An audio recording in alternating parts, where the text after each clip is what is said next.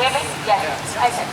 We now have Elena Remigi speaking, who you probably know from the Limbo project, who's done so much for EU 27 citizens in this country. And British Europe, yes, I should such a joke.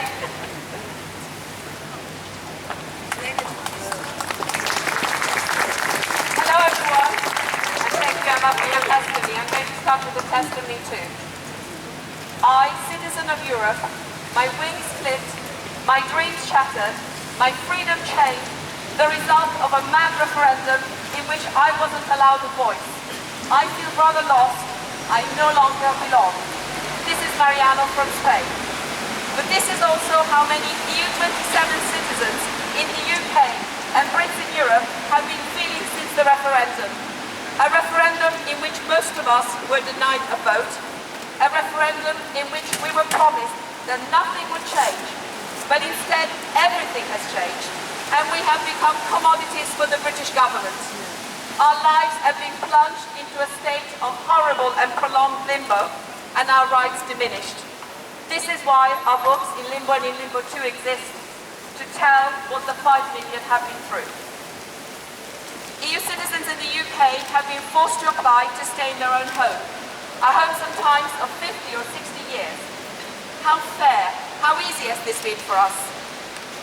Lucia, a 90-year-old woman who moved to London after the war, now suffering from dementia, applied for settled status, was refused and asked to submit more documents.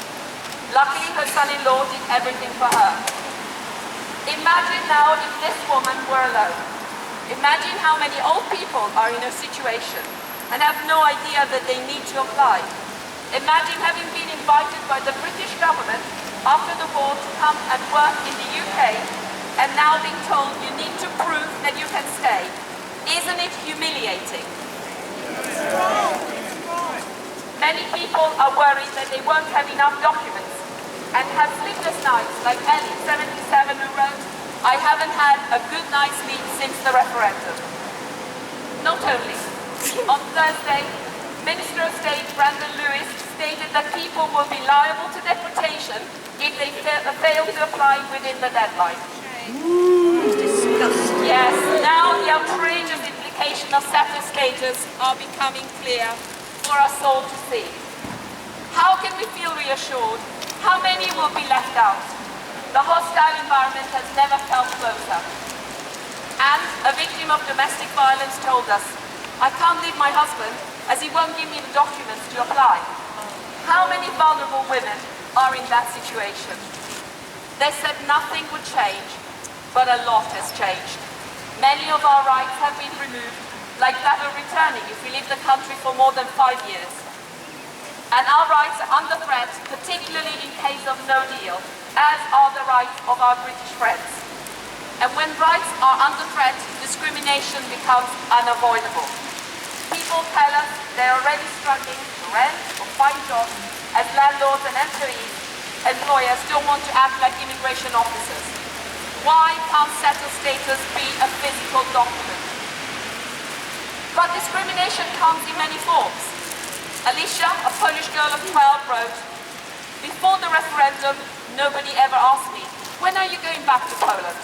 Now I hear it all the time. I was born in England and never lived anywhere else." This is what is at stake. Our sense of home and identity, as Emma said before. We were citizens at home here, now many of us don't know anymore. Susie from Germany wrote, "Feeling in limbo is like not knowing where home is anymore, where to feel safe." I listen to countless stories every day of EU citizens and Brits abroad. And the human cost of Brexit is getting higher and higher. A Brit in Europe wrote, "Not everyone copes well with the fear of the unknown, and people are pushed to the limit. Children, women, vulnerable people, minorities, these are the ones who are suffering and will pay the highest price." With our books, we have made our voices heard, but we need to keep speaking up and fighting for our rights, the rights of us all, including yours, dear British friends, because you will lose the most precious one of all, freedom of movement. the one Priti Patel seems so adamant to remove. We can't remain silent. And sitting down in front of the Home Office, my concluding plea to this government is this.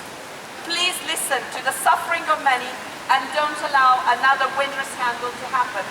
You can still put this right for the sake of the 3 million citizens who have the right to return to a normal life and the Brits abroad who will be treated according to what happens to us in 27 different countries. Thank you.